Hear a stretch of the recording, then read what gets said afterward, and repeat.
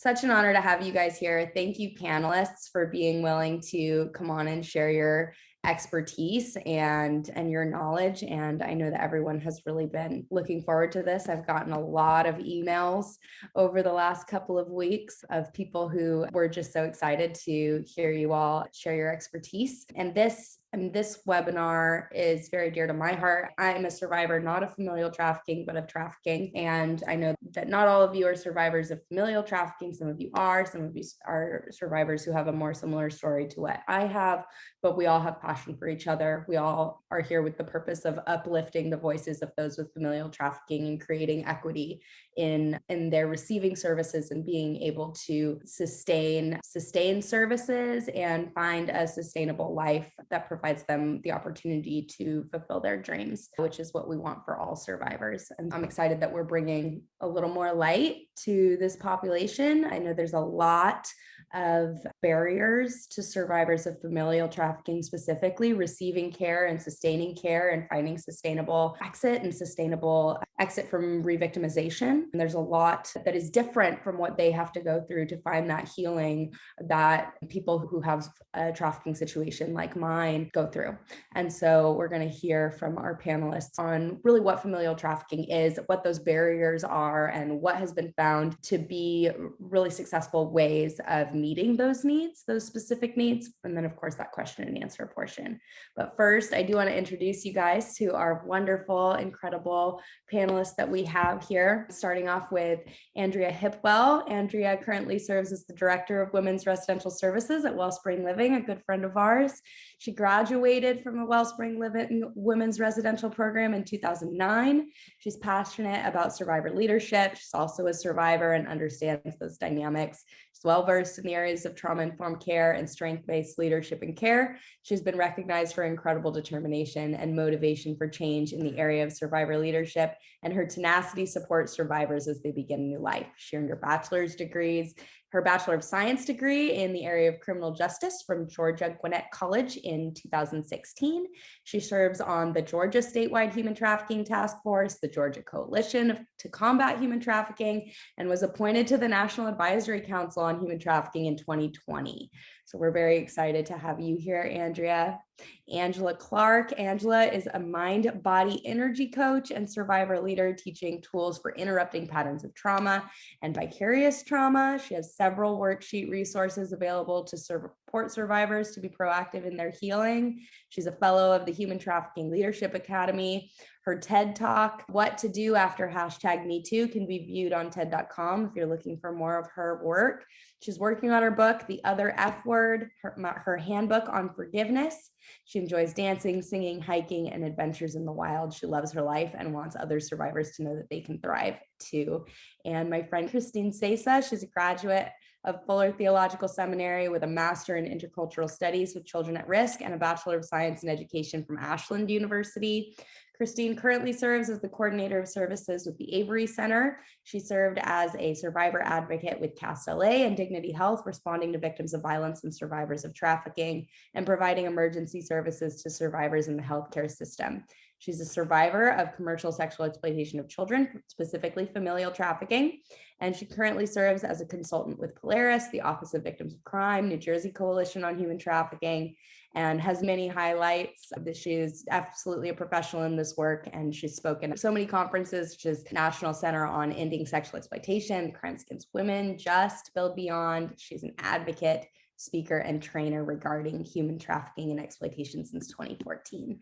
So these are the women that we have the privilege to learn from today. And I just, again, could not be more excited to hear from you all. And just, again, your expertise is so valued and all of your reputations precede you. So you're getting a lot of love in the chat as well. So familial trafficking, from my understanding, and I think it's important that we give somewhat of a definition, because we had that conversation in our pre-call about what exactly is familial trafficking. And so for the context of sex trafficking, familial trafficking would be the trafficking of a human by a family member for sex. And oftentimes we see this with children, but doesn't necessarily only extend to children. People can be trafficked by their family well into adulthood. There's a lot of complexities about what familial trafficking can look like. we've seen it run the gambit here at Safe House Project with the survivors that we've worked with, from everything from involvement with drugs and the parents using the child to exchange for drugs, to everything to the more extreme end of satanic ritual abuse and things that seem stranger than fiction but end up being very true. And so I think I would like to turn it over to you all. Would you say that's an accurate representation of familial trafficking, and is there anything that you want to add to explain what familial trafficking really is? I was just going to add, part of our conversation, and I do think it's important to talk about in this webinar, especially for service providers, is we were having a discussion about the difference between child pornography, CSAM, child sexual abuse material, and actual familial trafficking. And so I think it is definitely important to know those two things. There could be CSAM going on and not familial trafficking going on. There could be familial trafficking going on and it not include CSAM or distribution of those materials. Just wanted to affirm that. I was hoping that Dr. Christine, I wanted her to talk first because she's definitely the expert in this realm, because I was the one that was confused with the determinations and the differences and the definitions and things like that. So just wanted to affirm that. Yes, thank you. Christine, do you want to add to that? Oh, yeah, no, and that's just the differentiation in under the federal definition of human trafficking, is that the perpetrator, the trafficker, is a family member or one that has custody, i.e. the foster parent would be, whether that, and it just often starts young.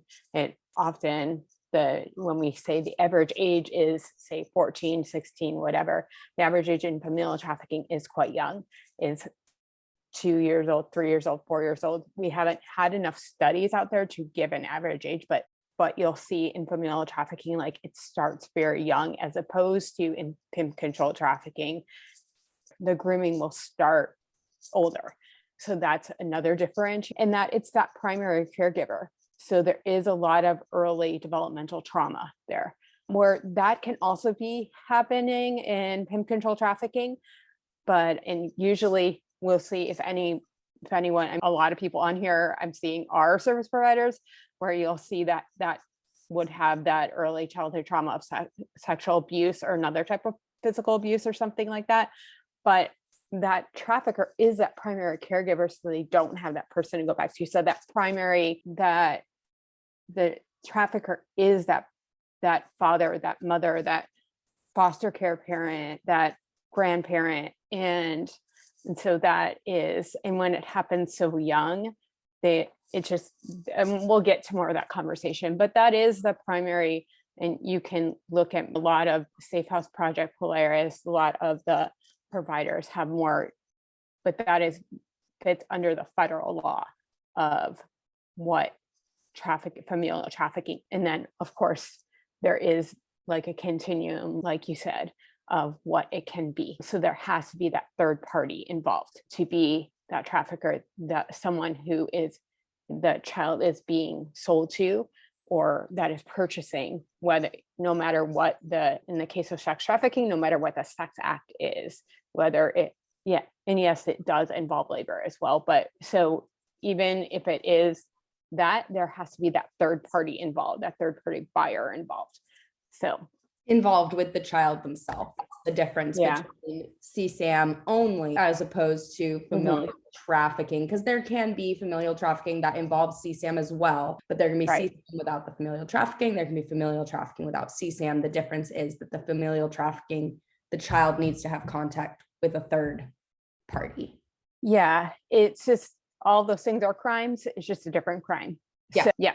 Absolutely. And I do think that it needs to be recognized. And I thank you both for making that clarification so that we can understand more. And yeah, that was really important. So I appreciate that. Is there anything else that any of you would like to add on what familial trafficking is? No? Okay.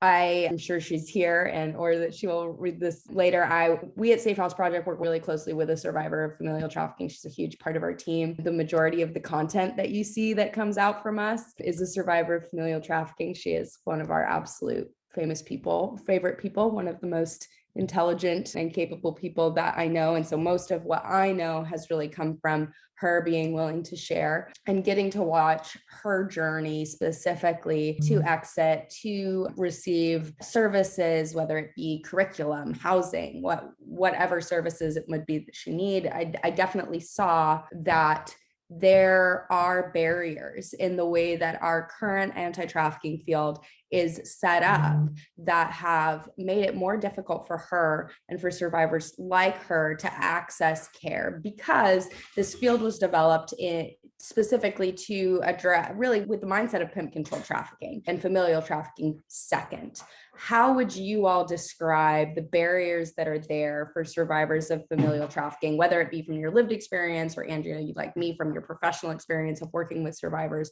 What barriers have you seen as they have attempted to receive services? I'll speak from my personal experience. My memories came back much later. I didn't remember any of my childhood prior to the age of 8. So when I'm in my 40s and I'm starting to have these flashbacks and some severe trauma symptoms and complex PTSD that's now understood more in-depthly, I didn't think any services were for me because my actual abuse had happened so many years prior. And every time I asked, though, the services did apply to me. Nobody ever said no. They might not have really known how to help step in and help because it was a very different profile, but services were there for me. None of the marketing materials, none of the language invited me in. I would say I had a different survivors that you can't hear me. We can hear you now. Oh, sorry.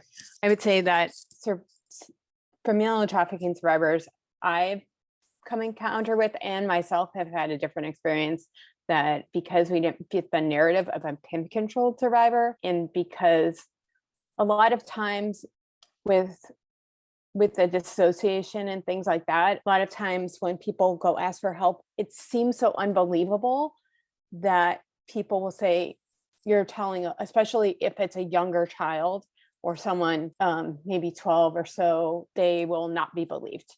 The first time that I walked into a law enforcement office and I literally asked for a restraining order against my dad, and the police told me we don't do that and to get out.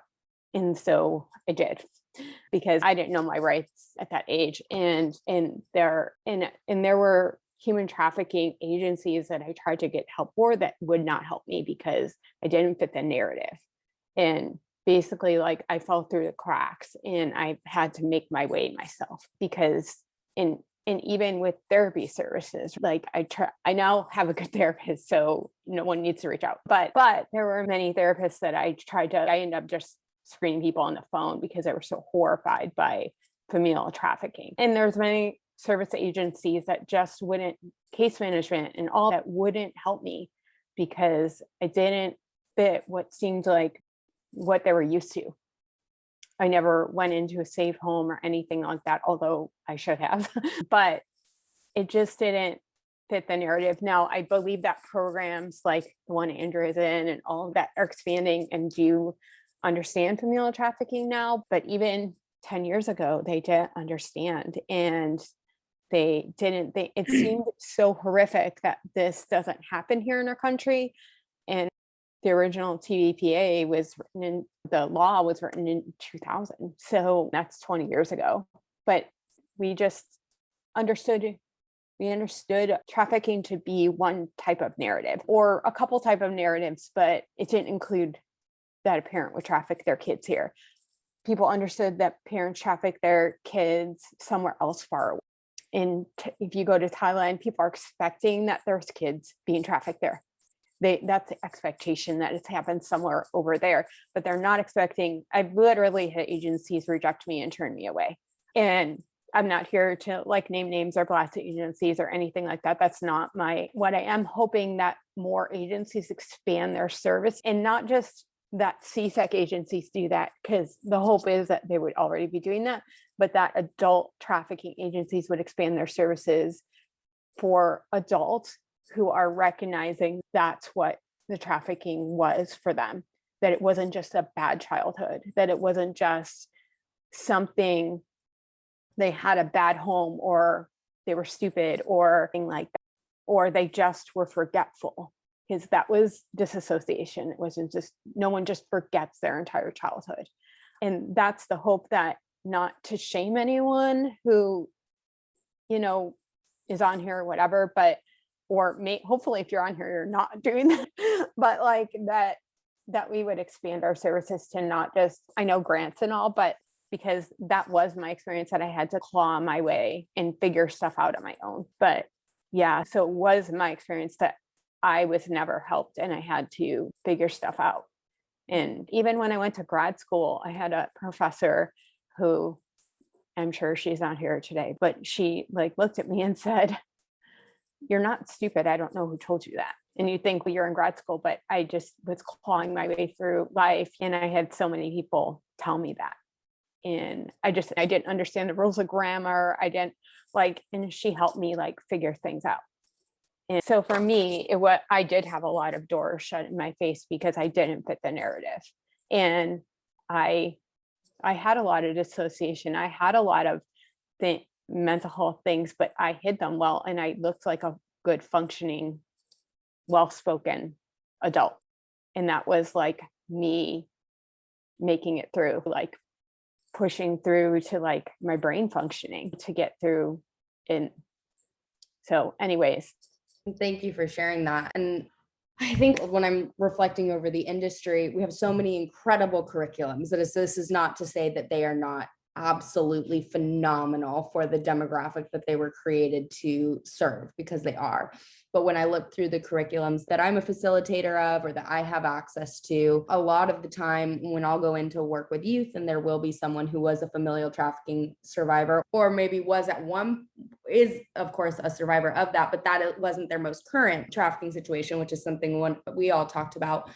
But that some of the curriculum that I'm using doesn't necessarily apply as well. And so there's another barrier, or that something we talked about on the call was that they will come in their secondary trafficking situation into services and not be identified as a familial trafficking survivor as well. For the first maybe 20 years of their life, they were trafficked by a family member and they weren't identified until later. And I know that that's something that's being addressed by many organizations. I know, Andrea, you guys at Wellspring changed your intake relatively recently to change that and to ensure that wasn't happening anymore. Can you talk a little bit on what prompted that change and how you changed it?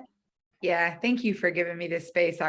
And Christine, thank you so much for sharing, and Angela as well for sharing your personal experiences. Humor is an outlet for me, so I'm going to tell a little joke. I hope it's not, we might have been a program that denied Christine 5 to 10 years ago. Just going to be completely honest. We had a list of exclusionary criteria, and DID was definitely on that list. Dissociative identity disorder, some of the things that come along, like even just like the not really knowing if we believe the story. I'm embarrassed to say that out loud, but I feel like that needs to be said. Some of the stories that we heard are just so horrific that, yeah. So we may have been a program that said no to Christine years ago. I am proud to now say that we don't. We have one thing that will exclude you from our program currently, and it's an active warrant out for your arrest, because we can't harbor fugitives. Anything else, I wish we could, whatever, but that's the thing that we're not allowed to do. I would really encourage service providers to take a hard look at the barriers to entering the program.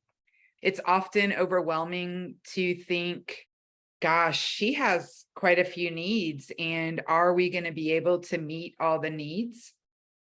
But starting somewhere. If Christine would have had a safe place to start her journey, even just a physical home where people are there, maybe we don't serve somebody with Christine's experience or Angela's experience the same way as we serve everybody else. We're all supposed to be very individualized, but I would really encourage service providers to take a look at the exclusions that are just we're automatically answering no before we've even heard the story. What mental health diagnoses have you been diagnosed with? Oh, DID, tell her no. I would really encourage you guys to, as safe as it can be. We were serving women who had experienced familial trafficking. We did not know it, and they didn't either at the time. And they were also dissociating. They were also frequently needing, I can't remember what it's called, but where you like, what's the color of the wall? Like when you bring, what is that called? Why am I totally blanking on mindfulness? Thank you. So we were doing it, even though we said we wouldn't do it and that we couldn't do it, but unknowingly we were doing it. And then when you look back, and it's like, there are several things that I can see as survivor of familial trafficking. The trust piece is going to take 3 to 20 times longer than anybody else you're going to be serving. Something about your primary caregiver breaking that trust is something that, understandably, people have a hard time getting through, and some people are never able to really fully, if we're honestly, get through. If we all put ourselves in those shoes, that is just something that is hard. So the building the trust, being individualized, figuring out, like, if you have a curriculum that has 8 groups in it, figure out what they can choose to go to versus making every group mandatory. If you're doing ending the game in your program, don't force everybody to go to it. If people feel, Angel, I remember you saying, like, ending the game wasn't the curriculum for me. It's a fabulous curriculum, wasn't relevant for me at all. And so when we look at the whole program and this individualized care piece, I would really just encourage service providers to really take a hard look at both what the exclusions are, but also what your expectations are. And I learned this from our therapist. She's like, Andrea, your expectations for her, like, way up here. And what if she only gets her GED? That's success. She came in without a GED. She left with a GED. That's success. But you want her to do all these other things. She may not get there for 10 years or 20 years, but let's start somewhere. So just wanted to really encourage you guys to really look at that. Look at your intake requirements. We talk a lot here at the women's program, oftentimes, and I'm guilty of this too. You look at every reason to say no. And I'd really encourage you guys to just look for the one reason to say yes.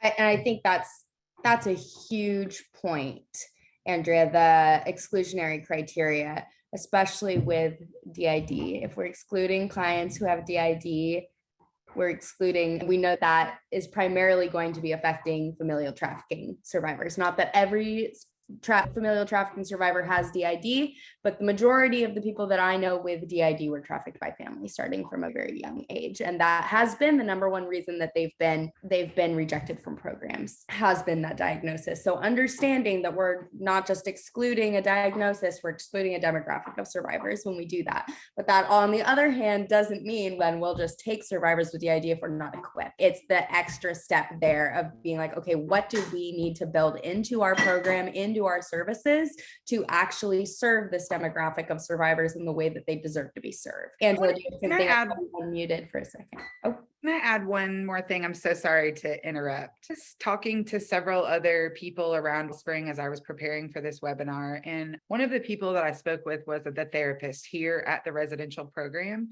And I said, do you do different therapy modalities, or do you do different things with survivors of different forms of trafficking? And she looked at me and tilted her head and she said, I've been trained to address trauma. So where the trauma is coming from doesn't always matter. My job is to address the trauma. And so the trauma of familial trafficking is different from the trauma of pimp control trafficking, is different from the trauma, but at its core, it's all trauma. And that's what kind of my job is. And so I would also just encourage people to not label things or people as this is going to be hard, or this is going to be like, just do what you've been trained to do, what your heart directs you to do. It isn't always as unmanageable or hard or difficult as I think that I sometimes can make it out to be. So just wanted to add that. Thank you for that. Angela, you look like you want to say Yeah. something to give you the opportunity to do that. Thanks. I just wanted to reiterate that, yes, if you're not equipped, it's okay to say no, because not everybody can provide everything to you can't always be the solution for everyone. However, in my experience, just with the survivors that I have gotten to know in community, and this is my own personal experience, I have attachment disorder issues. I have complex PTSD. I don't identify with DID, but it was clear that I did have an aspect of DID, the trauma amnesia, that I didn't remember any of it. And I'm sure there were times that I did bounce back and forth between the two, but nobody ever identified that. And I've been in therapy since my 20s. So I think it's really important to not get hung up on those labels and to know that you can probably meet that person where they're at.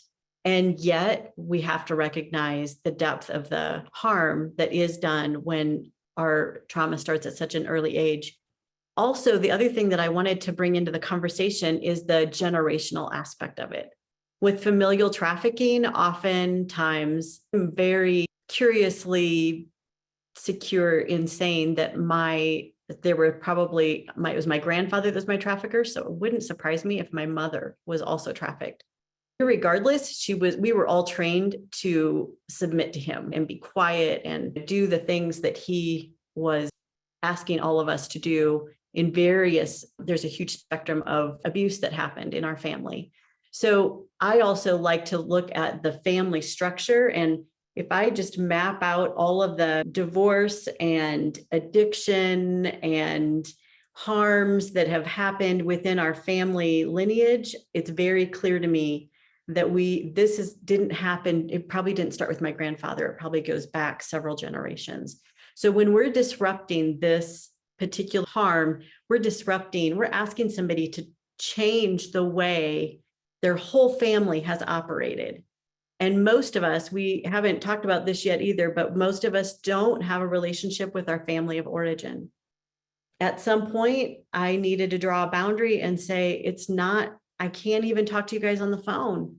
It's just, so we're coming in at a little bit of a deficit when we hear stories about the other survivors, that their family all circled around them and they're so happy that they're getting help. We don't have that.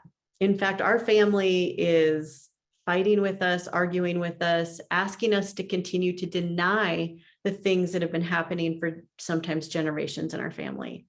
And it feels like a big mountain to climb. And that's why it's very easy to look at the things that are the harm that was done most recently and not identify and address the harm from previously. So the other thing I was going to say, going way back, a little thread, I didn't go to any anti-trafficking organizations for help because we didn't have any that I was aware of in the town that I lived in. And I saw somebody from Des Moines, Iowa, and that was where I was doing my healing from years ago. At that moment, I was just asking for help from a family services agency, from therapists.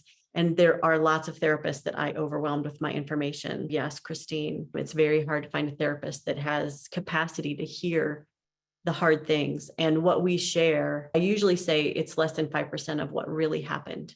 Is just not available for public consumption.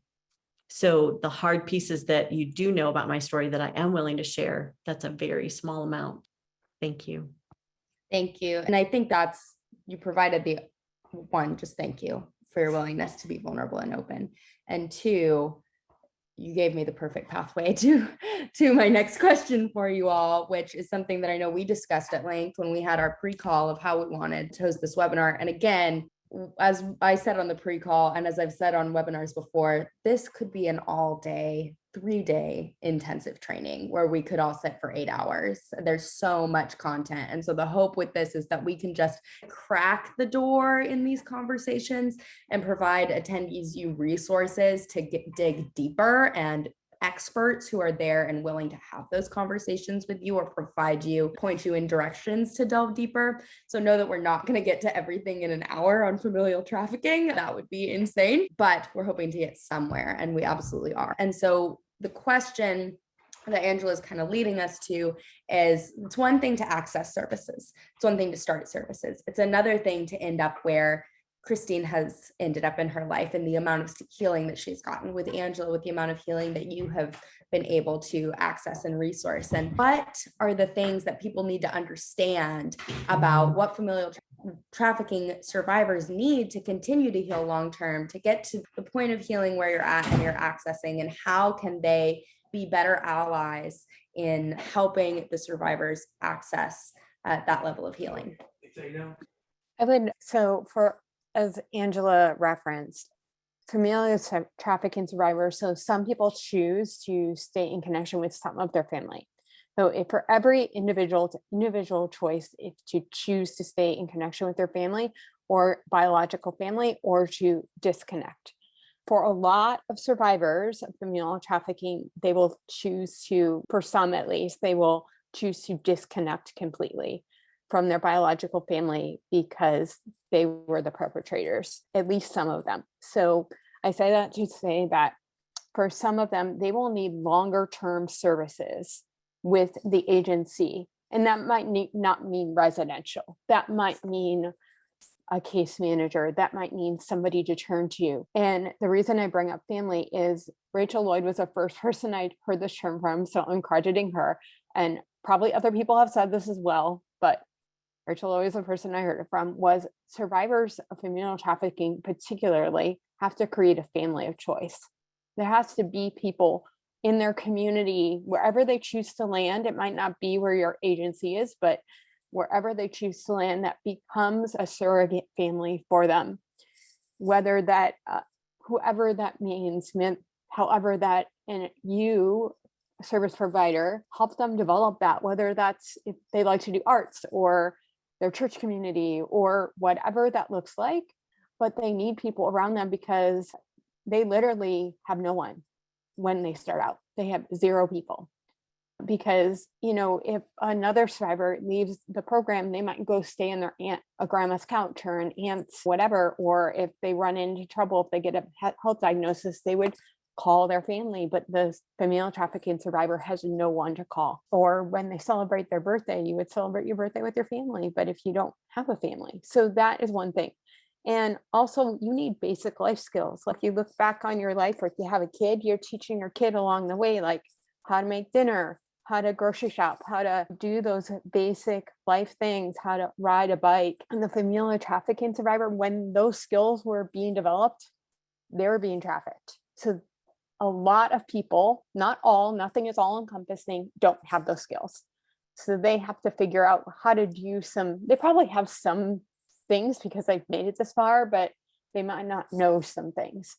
Like might be cheaper to buy in bulk kind of things. And so those things are really helpful. They might need like I said, ongoing care. They're not going to be able to leave your program in 6 months. They're just not. They need ongoing care, like just do. And like they might be okay, and then something happens, they get in car, they have a health diagnosis, there's a bump in the road, a long-term friend decides to leave them, and it's like everything broke loose. And so they need something, because then it feels like the bottom's falling out, and they need somebody to turn to. Whether that's your program, they're going to need a therapist who knows how to work with them.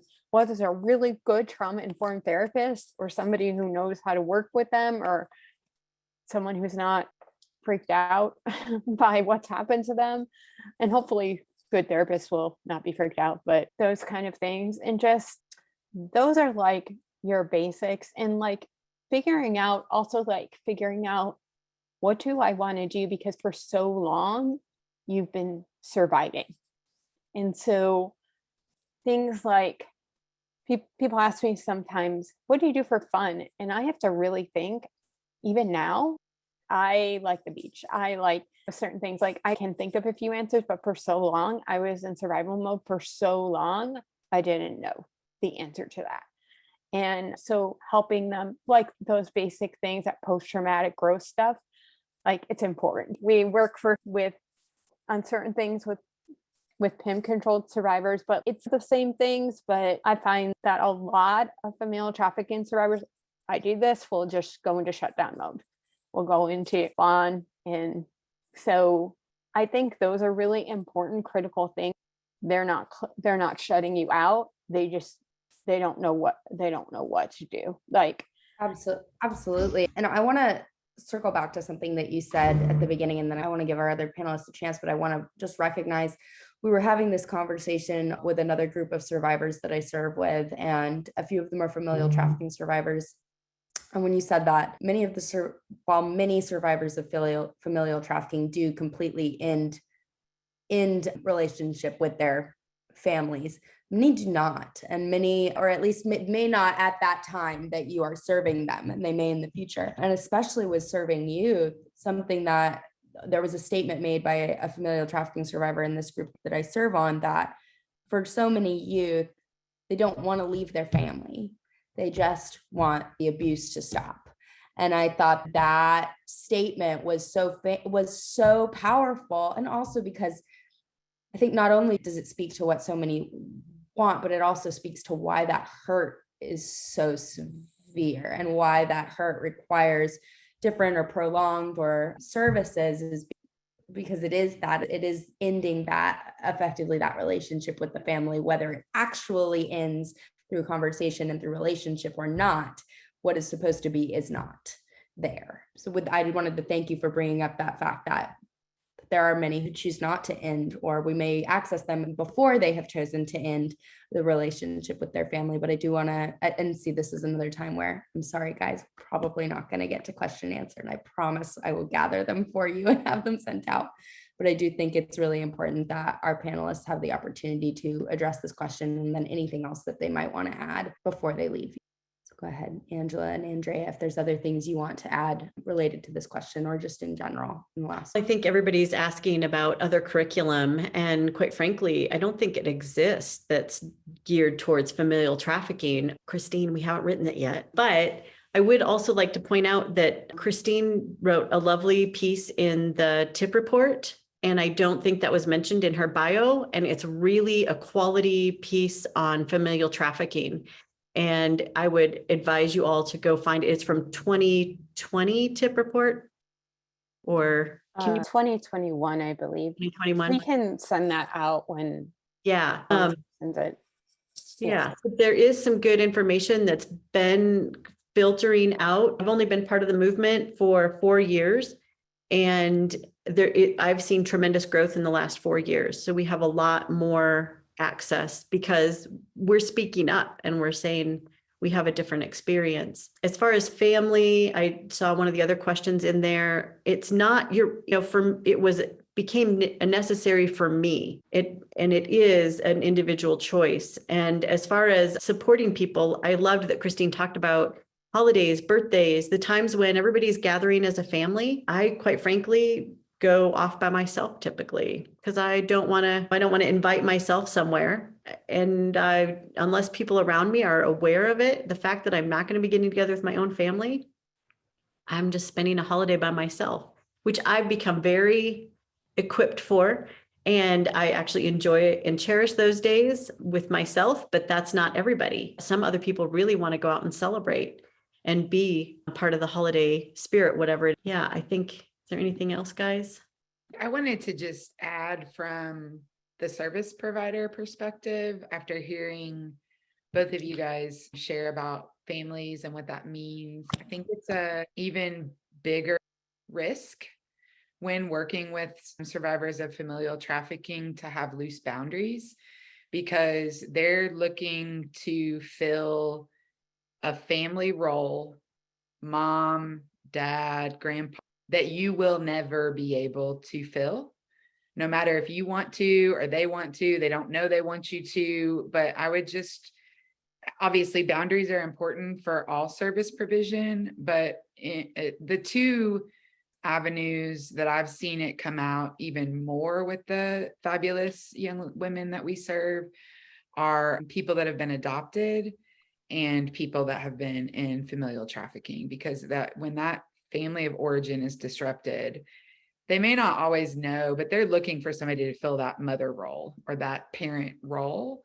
And I myself have been involved in some not dangerous situations or anything where after the conversation, I'm like, oh gosh, we got to talk about why she just called me Mama A, or things like that. And so as you're serving people, just remember what our role is. We are serving, not saving. We're helping, not rescuing. We cannot do that for them. As you can see, the representation of Angela and Christine are very strong and brave and able to rescue and help themselves, save themselves. We're just there to walk alongside and support. I think that it definitely comes into play even more so with people that have survived familial trafficking.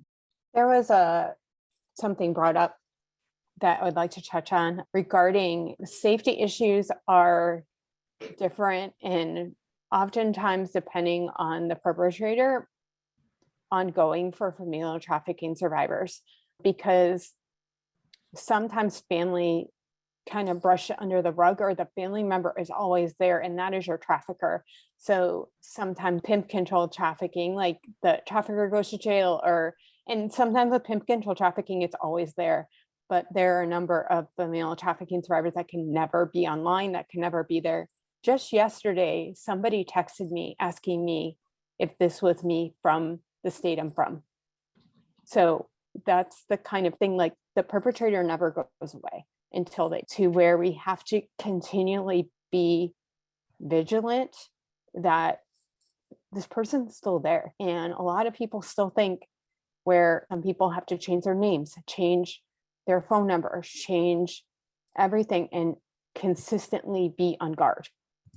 And it takes a toll on us to where people always sometimes finding images of themselves as children online that were used, consistently having to contact agencies like NCMEC to get those images off when they were children, and those things, to where a lot of times a pimp will move on. Sometimes they'll keep coming after you, but in this case, that family member and the family thinks you shame. In some cultures, they think you shame them and they will come after you.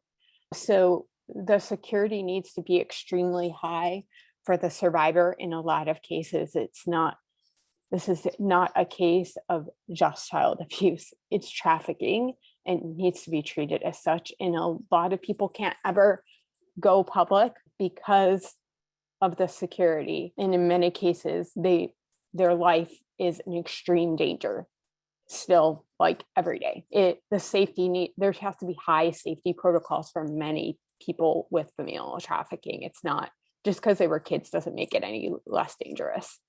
So I just wanted to add that. I'm muted. I think too, I was muted. sorry.